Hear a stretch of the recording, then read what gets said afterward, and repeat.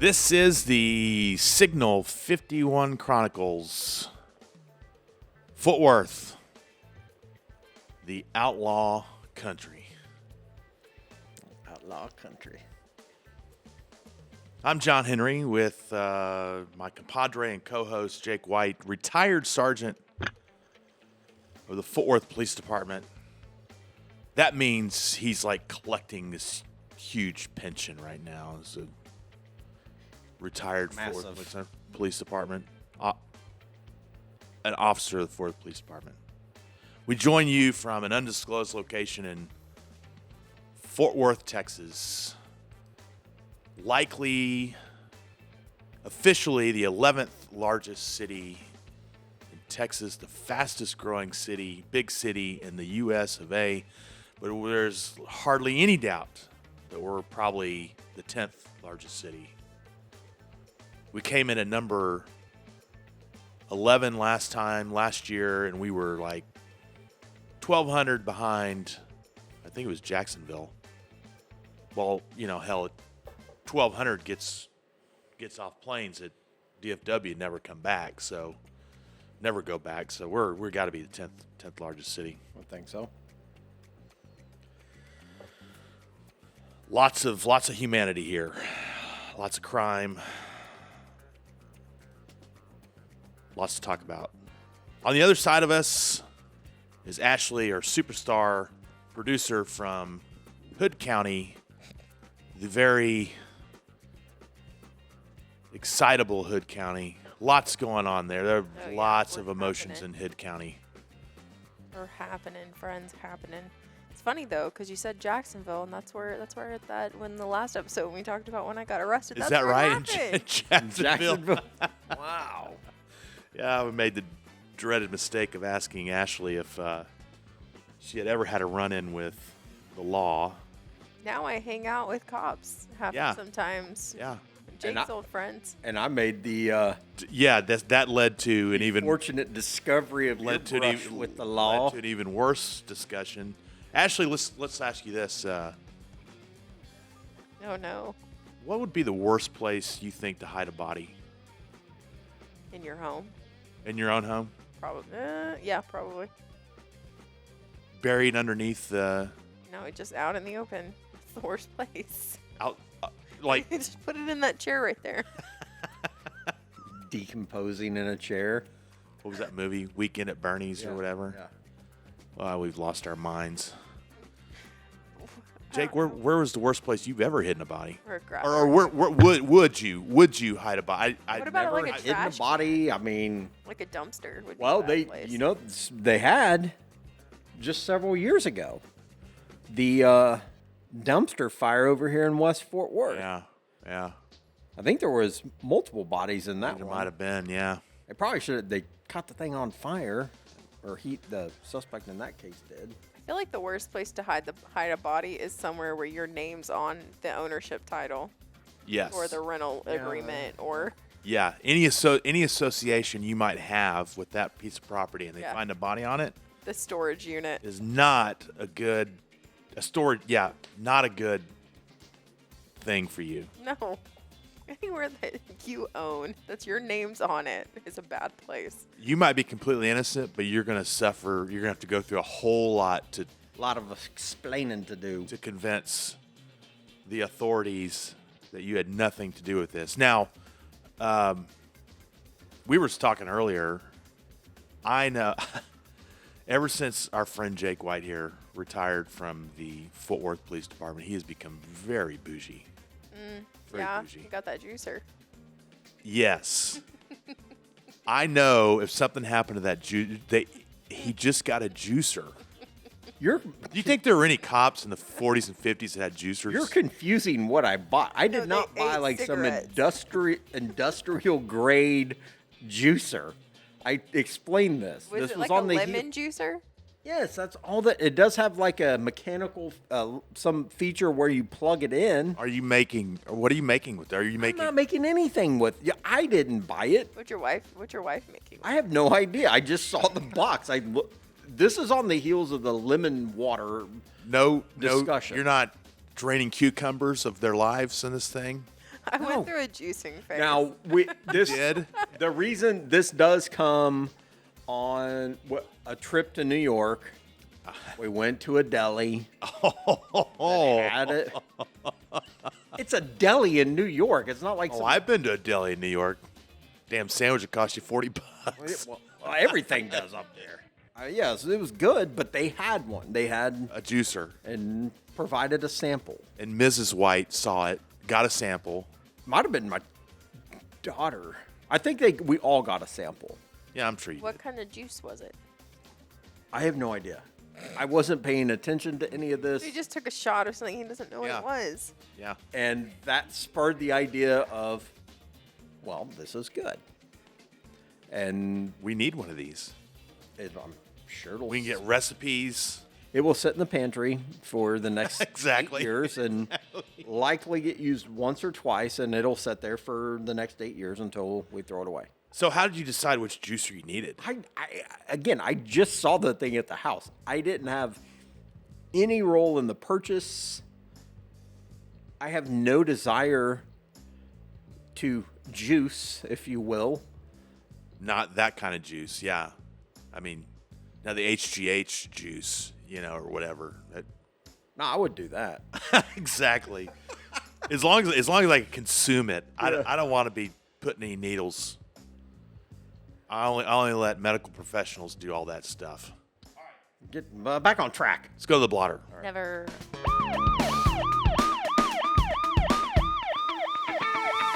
Let's go to the University of Wisconsin of Eau Claire.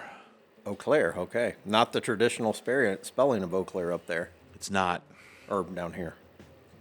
Around noon, one day recently, an officer of, I believe, the university police responded to a report of the smell of Wade. marijuana Okay. coming from a dorm room. The officer confirmed the report with those who made the complaint and received the names of the dorm residents before proceeding to their floor. So we've got a narc on our hands here. Oh, yeah. Oh, my. I smell something, it's right there, and their names are. Oh, my God, yes. So the officer, sure enough, went up that way, and he noticed that the entire floor smelled of marijuana, and he could identify that it was coming, indeed, from that room. Hearing voices inside, the officer knocked at the door until they noticed, or the officer noticed a student staring at them who identified himself as a resident of the room. The student acknowledged that, yes, they used marijuana and had smoked that day, though not recently. It was like 3 hours ago. A second officer arrived. Student opened the door. The officers observed smoke filling the room and again questioned if the student had smoked in the room recently. The student denied smoking in the room recently, but admitted that when he'd gone for a walk not long ago, they brought out the Latin lettuce. Okay. As my man Fred Sanford would call it. The Latin lettuce? Yeah. Okay. The officers received consent from the student to enter the room, although the student did not consent to a search. The student handed over a few items, such as a small black case containing what the officer suspected was marijuana, a partially smoked blunt, and some sort of vape pen. This is a student newspaper reporting this. Thanks to the student's cooperation, the officers opened the student to a diversion program and the student filled out the paperwork. God willing, the student will get past his addiction to Don't get me started. the marijuana. You've dealt with kids and drugs over the course, not your own, but in your job. That's different now. I mean, I get, if a diversion program is on the table, then I say don't even make it illegal. It's weed. They're in college. Yeah. Who cares? You think that happens often? Smoking weed in college? No, probably not that much. I don't think so. I doubt it. Who cares? Like I said, I mean, if a diversion program is an option, why make it illegal? Yeah, I mean, yeah, right. It's like, well, it's kind of illegal. We're going to send you to not like a real punishment, but it's this fake punishment. It's like all the other. I mean, you're older than me, but not. He didn't mean that. Older, but it's like, what was the DARE thing back in the day? Remember that? Just say no, And then Nancy Reagan. Nancy Reagan's Just Say No. Mm-hmm. How'd that work out? I mean, honestly, like, it did. It alerted everybody to. Just don't get caught. That's all it did. I don't know. I mean, Well, I wonder if the diversion program was a juicer. You know, maybe you should do some juicing instead of yeah, they teach them how to juice. Smoking marijuana. You gotta be careful of that stuff. All right. What they say, John Henry. That's what they say. So recently, I came across this book, Fort Worth from World War II to 1960, by Mr. Harold Rich, author who has done two other previous books related to the same type of topic material. Fort Worth to a certain point. World War One, he did one from World War One to World War II, I believe, and did one before then on the late 1900s, or I'm sorry, late 19th century. Good stuff. Mr. Harold Rich has an actually interesting story. Graduated from Pascal High School, went off to work, and then was a kind of a late comer to college. Went to I had to look it up. I think he went to UTA. No, he went to TCU. Went to TCU, got a history degree, and then went back to work. And then later on, got a master's in history, and then in the aughts, he got a PhD in history. So he's been doing history things for a long time. So I found something interesting in here, Jake. Okay. Crime related? It is crime related. Okay. The 10 most undesirable hoodlums in Fort Worth in 1960. Okay. Published by the Star-Telegram. Yep. And in fact, the Honorable J. Edgar Hoover, you've heard of him, Yes. sent a letter of commendation to the Star-Telegram for publishing this list. A letter of authenticity or something? Yeah, something like that. So, the 10 most undesirable hoodlums in Fort Worth, 1960. Number 10, Raymond C. Cameron, record of burglary and narcotics charges. Virgil F. Tidwell, Jr., forger and burglar. Zachariah Milligan served prison time for assault and robbery. Don Stacks, awaiting trial on theft charges. Edward Hall, awaiting trial on burglary and drug possession. Billy W. Miracle, awaiting trial on robbery of a supermarket. He was arrested in Las Vegas for robbery and attempted murder in February 1961. Jesse Kimbrough, out on bond for the murder of Charles Hurley and the robbery of a supermarket. Danny McComb, former tavern owner on the Jacksboro Highway, a suspect in the murder of a gentleman named George Keene. Mr. McComb's also out on bond in 1960 for a kidnapping in Illinois. Billy Joe Ellis, wanted on burglary charges. And then number 10, you and I know this guy. We were figuratively introduced to him a few years ago. Garrett Ramsey. Garrett Ramsey. Kingpin of Fort Worth prostitution and wanted for the murder of Royce Hurd. Yep. I'm glad we're talking about this one. So that brings us to Fort Worth, outlaw country. And let's briefly talk about Garrett Ramsey and Royce Leon Hurd, who was shot and killed in June 1960.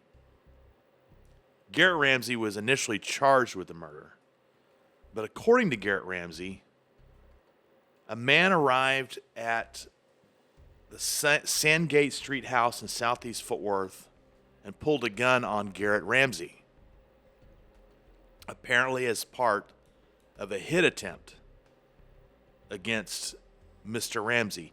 Now, during the confrontation, another person kicked in the back door and a gunshot was fired in the kitchen. Ramsey said the man who entered the house, later identified as Hurd, was shot in the head during the chaos.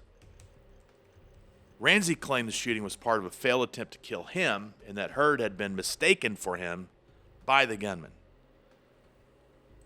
After the shooting, Ramsey said he placed the wounded Hurd in the trunk of his car, drove to a rural area in Village Creek outside Kennedale, and left him in a ditch where Hurd died.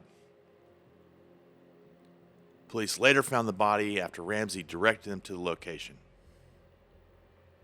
Ramsey, along with another guy named Bobby Lott, was arrested and charged with Hurd's murder. Despite the charges, the case against Ramsey was weak. Polygraph tests reportedly indicated he had not fired the fatal shot, and prosecutors acknowledged tying him to the murder was extremely thin. Ultimately, murder charges against Ramsey and Lott were dropped, although authorities still believed Ramsey had knowledge of the crime and involvement in events surrounding the killing. So we'll get back into Garrett Ramsey here after a while. But, you know, one of the hottest topics in those days in the 40s, 50s, and in the 60s was Jacksboro Highway. It was the successor to Hell's Half Acre. And the predecessor of West 7th. And the predecessor of West 7th, according to this guy. He got a point. Well, there has been a lot of people murdered down there. Yeah. A lot of wild stuff going on down at West 7th right now. So Jacksboro Highway in the 40s and 50s was essentially the city's main vice and nightlife district. It was a stretch of road from Northside Drive to, I guess, Lake Worth, lined with clubs, casinos, bars, gambling halls, and drew crowds from across North Texas. The road is part of State Highway 199. And it ran northwest towards the town of Jacksboro, hence its name. Over time, it developed into a concentrated entertainment strip known for heavy drinking, gambling, and, yes, organized crime activity. The district grew partly because of geography. The highway connected Fort Worth with many dry counties like Jack, So oil field workers up in the Northwest and ranchers drove into the city to drink and gamble. At the same time, thousands of workers from nearby Carswell, probably wasn't Carswell then, Air Force Plant 4, something of that nature, Fort Worth Army Field Airfield, had money to spend and sought entertainment after shifts. Because parts of the highway were initially outside Fort Worth city limits, clubs and gambling operations operated with less police oversight. And whatever police were out there to oversee would accept a handout from time to time. They were on the take? Is that what you're saying? Take. So by the early 1950s, the highway had become notorious, lined with venues such as the Four Deuces, the Black Cat, Coconut Grove, the Rocket Club, and the Skyliner Club. And the area attracted all sorts of people, from wealthy socialites and TCU students to professional gamblers like Benny Binion, by the way, and gangsters, of course. Violent rivalries between crime figures competing to control gambling and other illegal activities helped give Jacksboro Highway its reputation as Fort Worth's highway to hell. And where you see gangsters and illicit activity and whatever else, what do you find? Spikes in violent crime. It's not unique to this part of the world or any other, of course. And I know one bee in your bonnet, Jake White, is recently reasons for violent crime include offenders being released on little to no bond amounts. There is that. They also had one, and I believe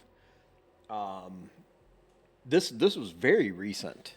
Have you ever heard of a jail being closed only to unless it was certain offenses?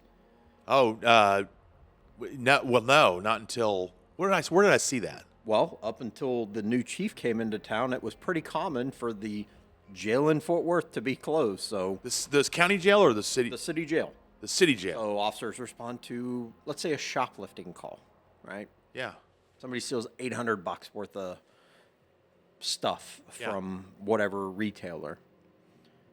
They would get on there and like, oh, jail's closed. Sorry, we can't take them. Too many people. It was overcrowded or something? Overcrowded. There was some issue that was obviously, well, I don't want to say easy to fix, but got fixed from what I hear overnight to where now they're not dealing with that. So what happens when these guys or girls encountered law enforcement, should have gone to jail, and then they didn't, right? Was there other offenses that happened afterwards? One could 100%. Yeah, probably so. So that's a little bit of a side note, but Guys are survivalists. interesting. Yeah, the little to no bond amounts. We did one, just a little short one. That guy that recently got arrested in Lake Worth, of all places. He's in his late 30s, 37 now. Oh. And so in his adult lifetime, so from in Texas, 17 to now, he'd been arrested for in excess of 20 times, 30 times, with the vast majority of them being drug offenses. Yeah, of course. What's the point? What is the point? I mean, honestly, really hammered him there. Yeah, I mean, what intervention has that done? They probably should have put him in a diversion program or something. I'm sure that would have helped. So the late 1980s here,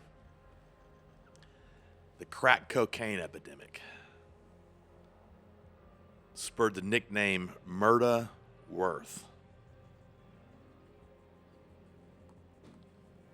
I'm sure we weren't the only ones. I know we weren't the only ones dealing with spikes in murder through the crack cocaine trade. So this idea of gangs feuding over drugs and whatever underworld activity they are involved is a petri dish for violence and more and even greater disorder. Ideally, the police and community can quell the unrest, but the past can teach us something about our present and give us a glimpse into the future. A multi-layered story of the criminal underworld of in Fort Worth, the 1950s, with more plot lines than a city has potholes. Can't have more potholes than the city has. Provides us valuable lessons. Lunar landing, JH, the lunar landing.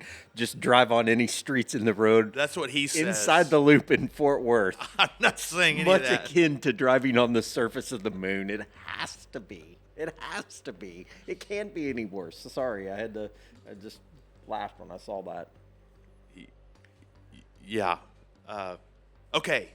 So the story of the 1950s. The story of the 1950s, it all started with the wounding of an innocent 14-year-old girl caught in the worst place at the worst time, trying to get her dog out of the middle of gunfire between rival gangs in an East Fort Worth neighborhood. The hours leading up to 3:30 p.m. on Thursday, August 21st, 1958, had been quite pleasant for a late summer day in New York, in Fort Worth. Whoa, where are we going? A thunderstorm was intermixed with light rain and drizzle. By the late afternoon, however, unfortunately, the precipitation had moved on. Bobby Ray Foote and Johnny Green had gotten out that day in the Polytechnic neighborhood. Polytechnic Heights, home to Texas Wesleyan, was an established neighborhood then by the 1950s. It had been founded in the early 1850s by a pair of families from Tennessee. In 1890, the Methodist Episcopal Church founded Polytechnic College on donated hilltop land. Texas Wesleyan sits right there on the same site. At one time, Polytechnic Heights was an incorporated city with a stop on the Fort Worth interurban. Polytechnic Heights itself was a city in every sense of the word. It had a post office, fire station, and even the first world amenities like a movie theater, ice cream shop, and more. In the 1920s, Polytechnic was incorporated by the city of Fort Worth.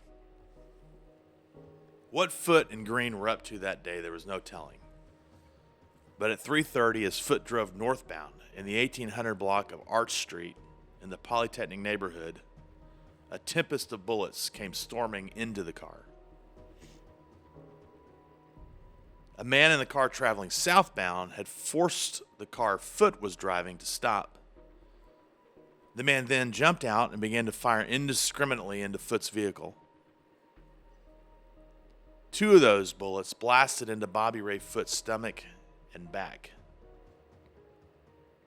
Seriously wounded, Foote attempted to make his way back home but collapsed and died in the front yard of 4101 Avenue L.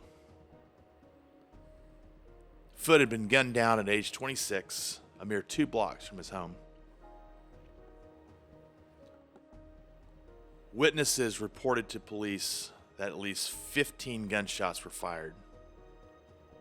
The assailants, of course, did not hang around to answer questions. They took off. So too did Foote's passenger, Johnny Green. Fort Worth police opened a Signal 51. This was now a homicide investigation. Detectives Grady Hare and A.C. Howerton were called to the scene.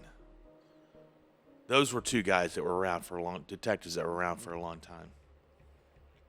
Hare was known to colleagues as the gentleman's detective, who dressed like a banker or undertaker and carried himself with the dignity of a preacher. The astute Hare made an immediate connection to this case, and it was a shooting the week before. The week prior, 14-year-old Carol Ann Pettigrew was in the wrong place. She was seriously injured after being peppered by shotgun pellets in an alley near her home. Young Carol, who was trying to get her dog out of the attack, had been an innocent victim caught in the crossfire of gangsters. One of those gangsters was the now deceased Bobby Ray Foote. Foote was in the midst of a feud with a rival gang to control the underworld vice trade in Fort Worth. In news reports, Detective Howerton described them as procurers and keepers of women for the purpose of prostitution. These guys were pimps, as they say. In the shooting that wounded Pettigrew, the young 14-year-old girl, who was the only one wounded in the incident, Foote and his compadres were the ones who launched the attack. So, Jake White, how do you think police would go about making this connection, this determination that Foote's death was related to the shooting a week earlier?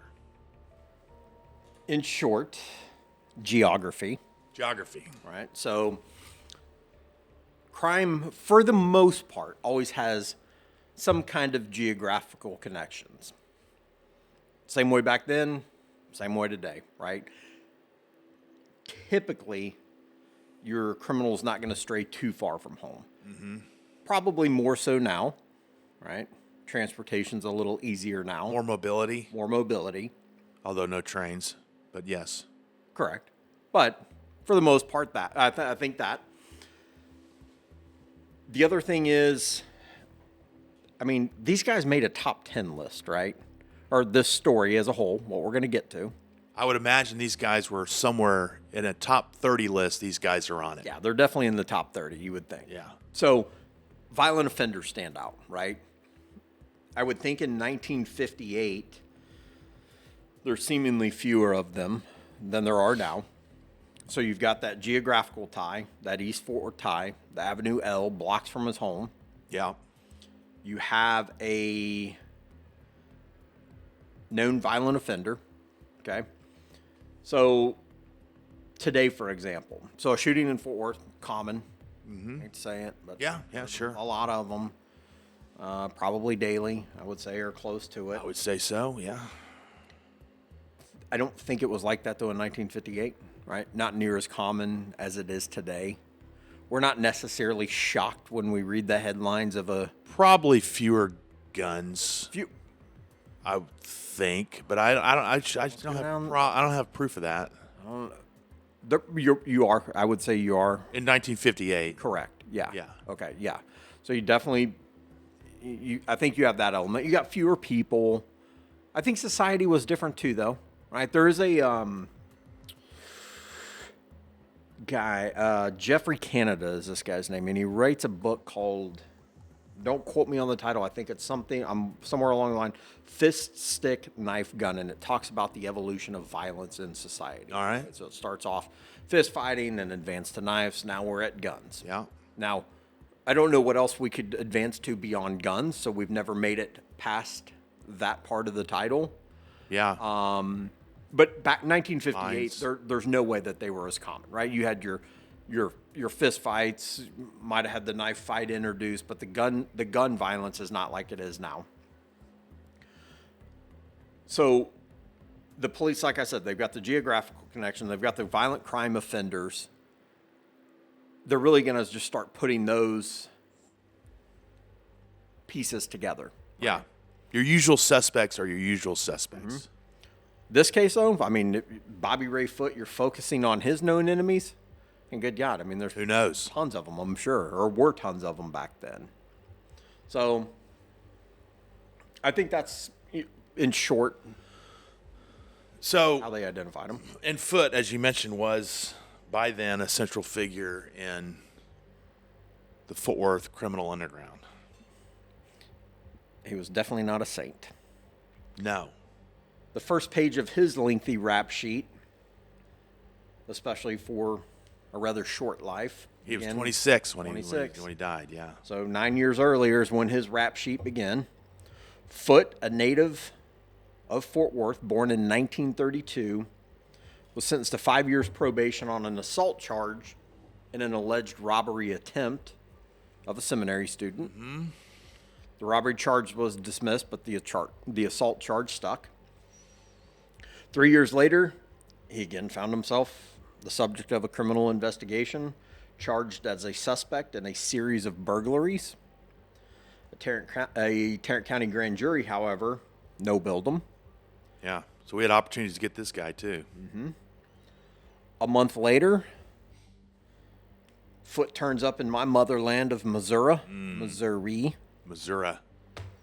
He was wounded by Missouri State Police after he and 2 companions fled after being stopped. In the car, which authorities discovered had been stolen, police found liquor swiped from a Sedalia, Missouri liquor store.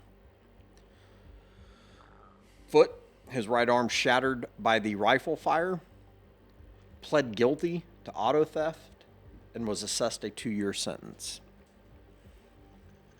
Do you have any ancestors from Sedalia, Missouri? No. I don't have any ancestors from Sedalia. So Fort Worth has this notorious history of underworld crime figures living here or coming through town. And they came here for generally the same reasons: gambling and prostitution. Mm-hmm. Bonnie and Clyde's infamous string of bad deeds included the Easter Sunday murder of State Trooper H.D. Murphy and Edward Wheeler in Grapevine. In January 1933, Clyde killed Tarrant County Deputy Malcolm Davis in Dallas. Davis, future Tarrant County Sheriff Dusty Rhodes, not that Dusty Rhodes. That's why I mean it. Oh. Walter It could Evans. be a relative. Could be. Walter Evans, an investigator with the district attorney's office, along with sheriff's deputies from Dallas, and a member of the Texas Rangers, surrounded a house in West Dallas looking for Odell Chambliss, who was wanted in the robbery of Home Bank in Grapevine. The crew of law enforcement went to the house early in the evening. There they found only 17-year-old Margie Ferris and 2 children. So they sat and waited in hiding. Around midnight, a car stopped in front of the house. A man got out armed with a shotgun and pistol. At the officer's command, Ferris opened the door. She was also said to have yelled to Barrow that authorities were at the house. Davis and another deputy, posted in the back, ran to the front as the gunman began to flee. As Davis ordered him to stop, the gunman fired point blank with a shotgun, striking Davis in the abdomen.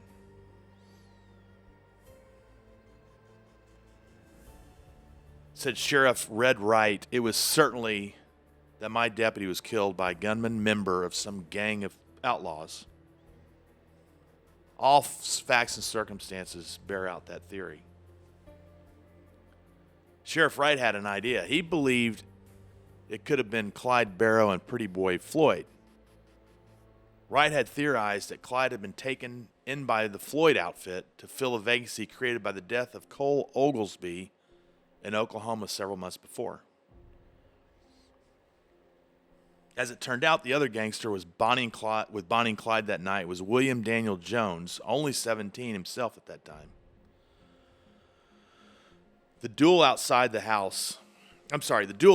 White Elephant Saloon between gambler Luke Short and then Fort Worth Marshal Jim Courtright is, of course, legendary. That happened just outside or in Hell's Half Acre. Courtright's legacy is mixed at best. He did some good things as a law enforcement agent, but he got in his share of legal scrapes as well, including wanted for as many as 14 murders in New Mexico, according to a book by noted Fort Worth historian Richard Seltzer. Money matters, quote unquote, were at the heart of this dispute between Courtright and Luke Short. Courtright was trying to extort Short at the time of the duel, which actually turned out not to be any duel. Short emptied his pistol on his doomed challenger. Butch Cassidy and the Sundance Kid, you've heard of them, of course, also made a trip through here. And we know that because they took a famous photo here. One of the more infamous cases involved a man named Jeff Daggett, a sad sack of humanity if there ever was one. Jeff Daggett was another troubled soul, a product of an unwanted mixed-race pregnancy. His mother was a slave, and his father was a son of E.M. Daggett, the so-called father of Fort Worth. Wrote Seltzer, our author of Fort Worth history, Jeff Daggett was bad news his whole life. From his unwelcome birth in 1863 to his unfortunate end 54 years later in a hail of bullets in the Tarrant County Courthouse. Rejected by his white paternal family, Daggett found a home in the underworld as a gambler and owner of a saloon in Hell's Half Acre that catered to African Americans. Time and again, he was accused of assault and murder, once even going to Huntsville for the murder of Dick Van, another gambler in 1892. Jeff Daggett was killed in 1917 by County Detective Ben Leggett at the Tarrant County Courthouse. Daggett was supposedly going there to file a complaint against Leggett for an incident at a saloon. Leggett and others allegedly heard Daggett say he was there to cause Leggett harm. Those are just a few of the long list of notorious characters who made either a stop in Fort Worth or made Fort Worth their home. Jake, now you've seen your fair share of gangs in more than a 20-year career. We hear about them all the time, but what do those gangs look like in Fort Worth today? Today, well, I mean, again, a lot changes in even 4 years. I mean, they seem to be much more fractured than what they are now. So, and some of these, drugs obviously are at the heart of it all. There's prostitution, of course, as well. Yeah. That doesn't seem like it's as big a deal anymore. Maybe it is. I don't know. It's not. I don't know if there's as much money in it. I don't know. Yeah, probably not. Gun running has got to be another one of those, right? That definitely had a little spike in popularity, if you will, especially in the kind of like that 2008 to 15 time frame, getting smuggled south into Mexico. Yeah. I think that's died down some. Now they have all those, they've got the Glock switches, which are what, they convert those semi-autos into full autos made on a 3D printer. A little bit different, though. I mean, like the gang-wise. And honestly, I think probably I wasn't around, obviously, to see this, but, like in the early 90s, late 80s, early 90s, when Fort Worth had their Crips and Bloods, and it seemed maybe much more organized than it is today. I don't even know. I mean, I guess they exist to a certain degree, but nothing like this. Lost all their leadership and there is no leadership across the years. Yeah, killed mostly. Yeah. And there, I mean, also, I mean, there's no honor amongst thieves either, right? I mean, the one thing now, and maybe it was this way back then, but, everybody snitches on everybody at this point too. I mean, so not as much loyalty to the gang or to the group. So, but back to the Foote case. So in the shooting death of Foote, called to assist Detective Hare and Detective Howerton were the Texas Rangers. Texas Rangers. The Texas Rangers, the statue we were just discussing. Yeah. The Texas Ranger Division it's the primary investigative branch for Texas Department of Public Safety. They still have the cowboy look to them, or the Western look to them, if you will. The white shirts, the khakis. They've got that look. So, preliminary investigative steps revealed. We're going back to that shooting the Foote. The occupants in the southbound vehicle were not the only shooters. Foote had managed to fire at least one round while or shortly after being shot. Furthermore, investigators located a shotgun under the seat of Foote's vehicle. A little more than 1 month later, or 1 month after Foote was shot and killed, a Tarrant County grand jury convened and handed up indictments in Foote's death. Yes, they did. Yes, they did. And the state of Texas would bring Donald Kenneth Gaunt, Larry Wade Gusillas, and Garrett Milton Ramsey to face charges in the death of Foote. Missing from the grand jury proceedings was Johnny Green, the guy who was riding with him. He had fled Fort Worth for the Bay Area in California. And that's where we will conclude part 1 of Fort Worth, Outlaw Country. Before you leave us, make sure you tell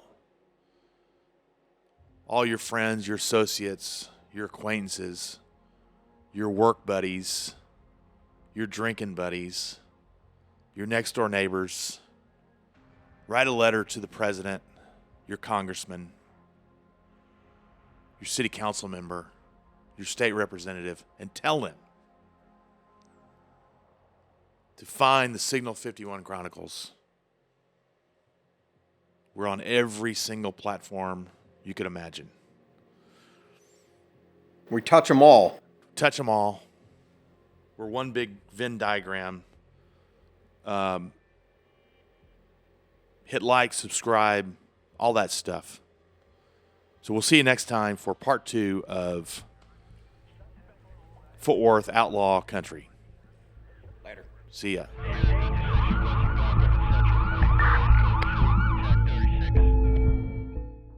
This is a Stolen Water Media production.